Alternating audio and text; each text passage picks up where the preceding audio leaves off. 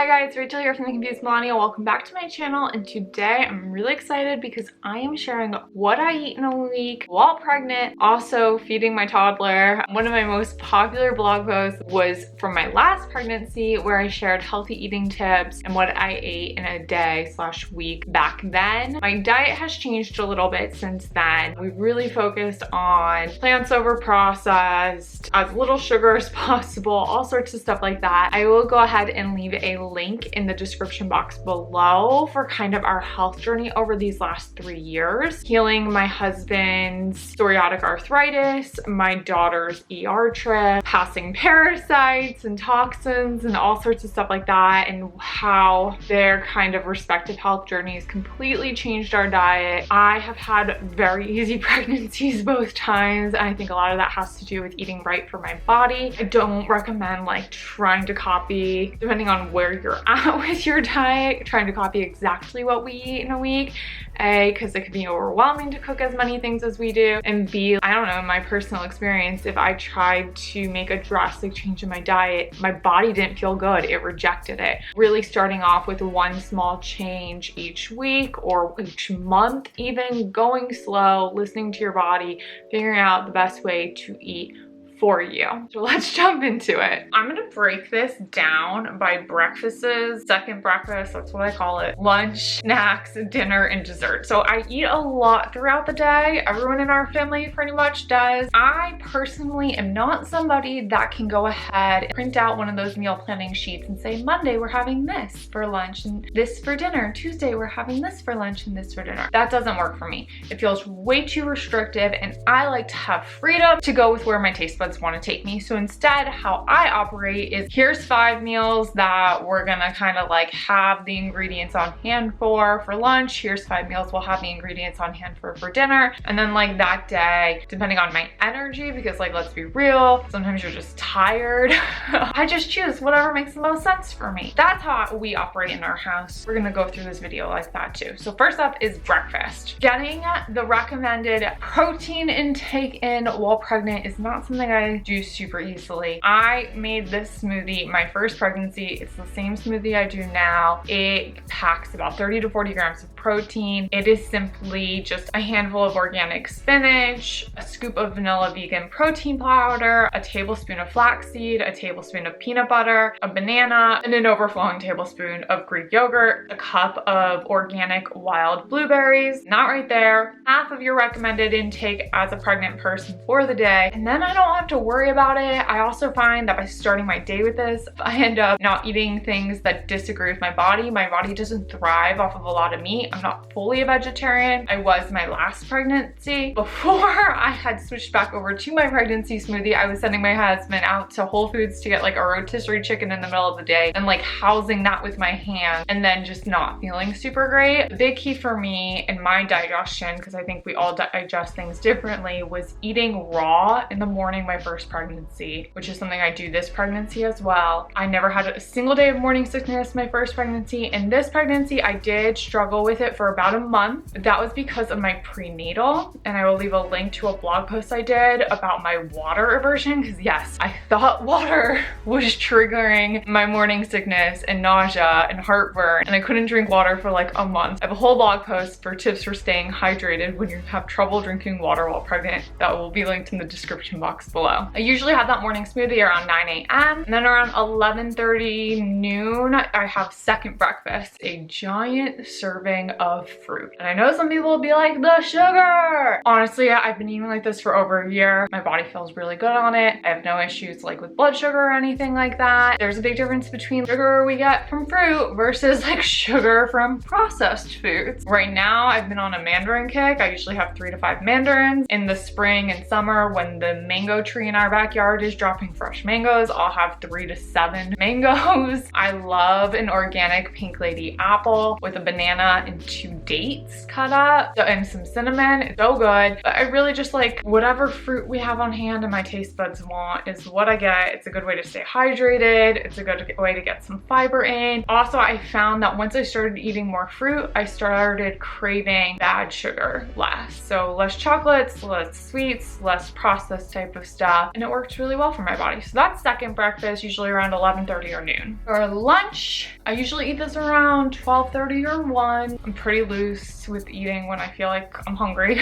And the 5 things I typically rotate: cucumbers, some orange tomatoes, they're a lot sweeter than like a red tomato, some goat cheese, a little bit of rice vinegar, and a little bit of olive oil, not a lot. And I'm toasting up a piece of bread. For bread, I'm pretty sure this is a local bakery, so I don't think you guys could probably get it everywhere. The key to bread, the least amount of ingredients. So this bread is just organic millet flour, organic brown rice flour, filtered water, sea salt, and yeast. Sometimes I'll do sourdough, like cut down on the gluten and the yeast. Other times I just go with that. It's in the freezer section at my Whole Foods. And Reagan is eating pretty much exactly what I'm eating. She's having cucumbers, she's having goat cheese, she just had some grapes. I really don't make her anything special. I just kind of give her whatever I'm eating, or if she opens the fridge and asks for something else, then that's what she eats. And if she doesn't want to eat, like, I don't force her to. I know that might be an unpopular opinion. My husband also loves to make salads. So we'll have a giant bowl of mixed greens. Really whatever we have on hand, carrots, just ends up in our salads a lot of the time. I'm also a huge fan of Buddha bowls. I rotate these for dinner or lunch. There is a local place near us that does a curried chickpea Buddha bowl with kale and quinoa and carrots and cabbage and some peanuts with a sesame aioli. That's to die for.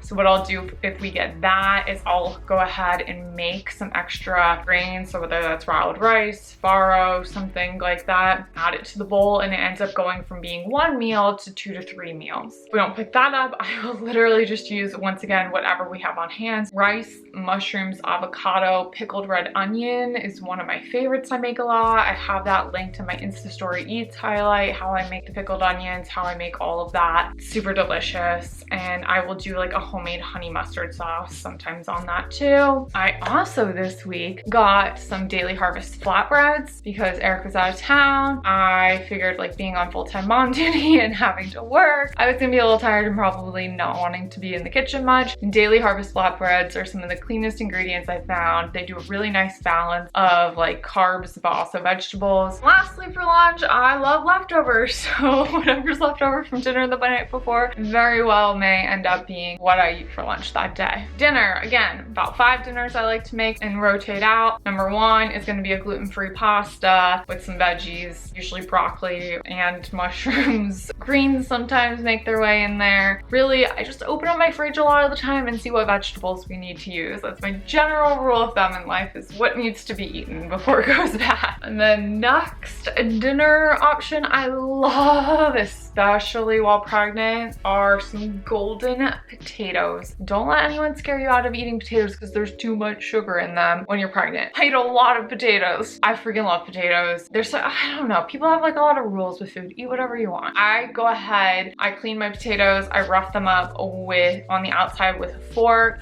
I use one of these silicone baking mats, throw the potatoes on there with some broccoli, do a light drizzle of olive oil, bake at 400 degrees for about an hour, and then pull that out of the oven, add some black beans. I either use the organic canned, or I will go ahead and cook up a large pot of black beans, pinto beans, kidney beans, whatever, in my Instant Pot, and just use that for the week, throwing it in salads or into my vegetarian lasagna, which I'll be sharing more about in a minute. I use one of the two. Again, depends on my energy level, depends on how much time I have. Add a little Mexican cheese to this if you want, or else I just add a little bit of salt and I eat it as is, and it's delicious. Another thing we've been loving lately is the masala chickpea stuffed sweet potatoes. The recipe's from the Minimalist Baker. And I've been making a vegetarian lasagna. You can make it vegan too, but I use real cheese instead of the vegan cheese, and it is so good. Okay, this is a more involved recipe because I'm gonna move through it pretty quickly here. I will leave a link to it in the description box below. It makes a big serving. It lasts us at least 3 nights, so that's like 6 servings. We had more mouths to feed than just the 2 of us, and obviously a toddler. I would probably go ahead and make 2 of these for the week. My general rule of thumb is for every 20 minutes it takes to make the meal, it should last at least one night. If it takes me 40 minutes to cook a meal, I better be getting 2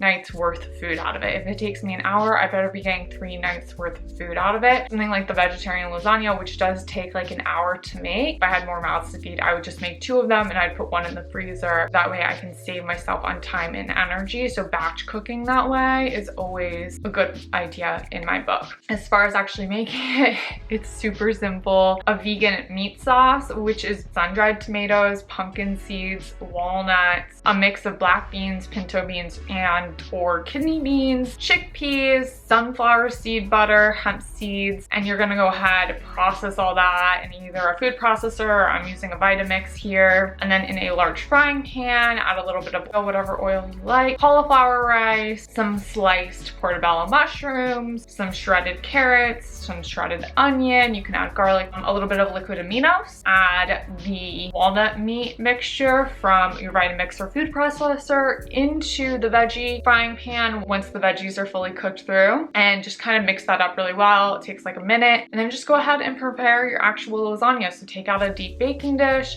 add some sauce to the bottom. I love Rao's homemade sauce. I think that's how you say it. I use the tomato basil. I use a gluten-free lasagna noodle. I found that the lentil brown rice lasagna noodles work a little bit better than just the brown rice ones. So we're gonna have sauce, lasagna noodle, cover your lasagna noodles with sauce, add some of your meat mixture, add a handful of sprinkle of cheese, or you can use vegan cheese. I'm just using an Italian blend here. You can also add on top some diced cherry tomatoes, add another sheet of lasagna, cover those sheets once again in sauce, walnut, cheese, grape tomatoes, another round of the lasagna sheets, covering that top layer really well in sauce. If it's not weighted down enough, the sheets won't fully cook through and they'll curl up. And for my top layer, I added a little bit of ricotta and then the sprinkle of Italian cheese, and I topped with some shredded fresh basil. Pop it in the oven at 400 degrees and bake it for 35 minutes or until the lasagna noodles are cooked through. It's delicious, trust me. And then we usually get takeout 1 night a week, and that 1 night a week of takeout usually lasts us 2 to 3 meals. So whether we end up eating that for lunch the next day or dinner, it's all good. So I'm just eating some leftover Thai right now. Just tofu pad Thai with pad CU. Reagan's got some leftovers from earlier. She's still working on that peanut butter toast. And I gave her some of the chicken from the pad CU since I don't really like chicken, but she does. And she has some leftover peas from last night. Don't make her come sit with us. She can come and go as she pleases. She generally eats some food, hangs out, runs around. Some nights she hangs out for all of dinner. Bye! As far as snacks go, I'm not a huge snacker since I eat so much throughout the day, but if I do end up snacking, I make a really good homemade hummus. It's just some chickpeas and some olive oil with a clove of garlic and paprika and a little squeeze of lemon in my Vitamix, and I'm good to go. I'll have that with tomatoes or cucumbers or crackers. Super simple to do, super clean. I'll also make protein balls like every other week. I will leave a link though to the blog post version of this where you guys can see the recipe for those protein balls. I eat them, my daughter eats them. They're great to have on hand. This pregnancy, because I had the water aversion in the first trimester, I found myself craving chips, which I don't normally eat, but I think my body just needed the salt from chips to help it retain the water better because I wasn't getting as much water as I normally get. And so for chips, Trader Joe's organic blue tortilla chips. It has some oils in it that I don't love, but with anything corn related, I really look for organic. The other chip I like to snack on is Trader Joe's dark russet potato chip. They're just potato, peanut oil, and salt. Organic wheat crackers. These are kind of like the Whole Foods knockoff version of Wheat Thins. Again, not like the cleanest ingredients, but a lot cleaner than Wheat Thins.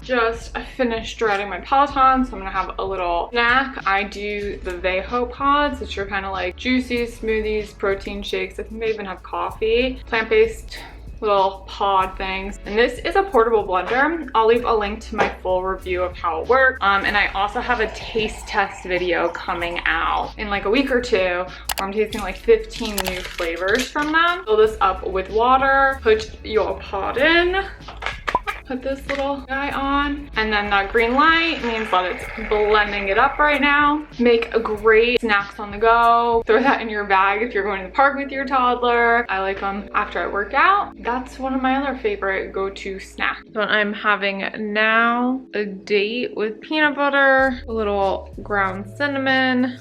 Yeah, afternoon snack after nap time. And then dessert. I'm a huge dessert person. It's not something I typically like to skip, especially during the first trimester when I was just having that unsettled stomach. I was all about an organic pink lady apple sliced with a bowl of honey to dip the apple slices in, and it was amazing. It really helped settle my stomach during that time. I like a baked good. And so I've shared this recipe so many times on my Instagram. The chickpea chocolate chip cookies. So good. The texture is just amazing. Probably something where if you're used to eating store-bought cookies, they're night and day different, but when you have been on the health journey that we were on, your taste buds do change eventually, and I find them to be amazing. So simple to make. And then the other baked good I've been all about lately, because I've been going through a chocolate phase, been these flourless healthy brownies from Rachel Mansfield. I use a little bit less coconut sugar than her recipe calls for. I think her recipe calls for a half a cup. I do a third a cup. I have made it with both tahini like her recipe suggests. I've also made it with peanut butter or a blend of the two. It all comes out good. The peanut butter one comes out a little bit thicker though. Either way,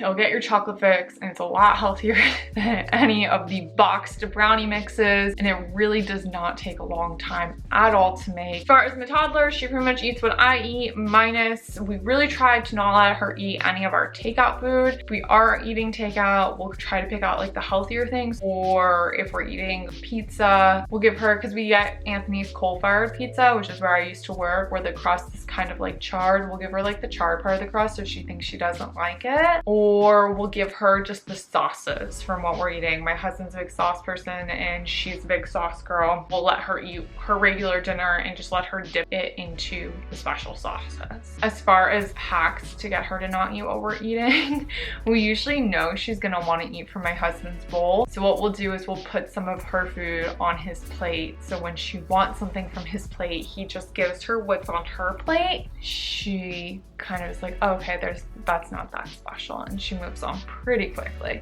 I don't know how much longer we'll be able to pull that off, but that's what I eat a week. As a pregnant person, make sure to hit that notification and subscribe button, because I'm going to be doing a taste test of Vejo's latest juice pods and blends. They are just like healthier juices and protein shakes on the go. So I will be sharing more about that in a couple weeks. And if you have any questions at all, feel free to hit me up on Instagram at The Confused Millennial. My name is Rachel. Talk to you guys soon.